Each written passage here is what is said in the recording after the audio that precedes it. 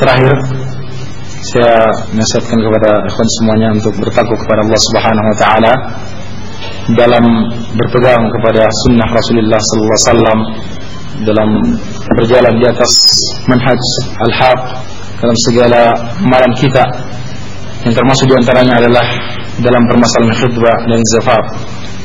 Dan hendaknya kita senantiasa bertanya kepada ahli ilmi, para ulama dalam permasalahan-permasalahan yang muskil bagi kita, yang kita tidak ketahui hukumnya.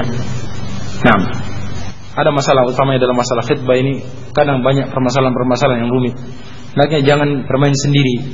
Nah, semua ditempuh dengan ijtihadnya sendiri. Tapi tanyakanlah kepada orang yang lebih tahu. Nah, setelah dia belajar sedikit tentang cara-caranya ataupun adab-adab yang seharusnya dilakukan, bagaimana seharusnya, apa yang boleh dan apa yang tidak boleh, maka dia bertanya kepada orang yang lebih tahu. Mungkin sebelum itu dia akan dapatkan gambaran atau mendapatkan petunjuk-petunjuk sehingga dia bisa berjalan dengan baik. Tidak terjadi hal-hal yang tidak baik nanti. Nah, saya beri contoh misalnya, karena banyaknya nikah ngurus sendiri-sendiri, akhirnya terjadi hal-hal yang merusak maslahatan dakwah misalnya. Yang tertuding nanti, yang tertuduh, yang tidak baik adalah manhajnya. Dianggap orang seperti ini caranya tidak sopan, tidak beradab. Padahal bukan seperti itu sebenarnya. Bisa ditempuh cara yang benar, cara yang baik, cocok bagi orang-orang biasa, tetapi sesuai dengan syariat Allah Subhanahu wa taala, tanpa melanggar syariat, tapi juga dengan memperhatikan adab-adab atau cara-cara yang berlaku di satu tempat. Kadang-kadang pergi melamar berdua atau sendirian pergi melamar, ditunggu disambut oleh keluarga besarnya.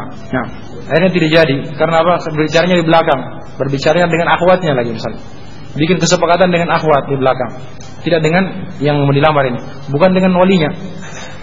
Sementara dalam keluarga anak itu tidak didengar bicaranya. Dan itu yang biasa kita ketahui, orang tua tidak akan mendengar anaknya. Maka hendaknya berbicara, semua yang dipegang kata-katanya adalah orang tua. Nah, mungkin anaknya sudah bilang, tidak apa-apa, datang saja, uang naiknya 2 juta. Ketika datang orang tuanya tertawa, apa 2 juta? 5 juta. Akhirnya malu sendiri. Dan yang dibilang tidak baik adalah orang-orangnya, kelompoknya, seperti itu. Hendaknya banyak bertanya kepada ustaz, tanya bagaimana seharusnya, apa yang harusnya kita tempuh. Jangan berjalan sendiri-sendiri. Saya kira itu yang menjadi nasihat saya. Dan kedua tadi itu, tidak banyak membicarakan masalah-masalah nikah ini. Bagi yang belum punya hajat untuk nikah, belum mampu, diam saja, sibuklah dengan belajar menuntut ilmu agama Allah Subhanahu wa taala.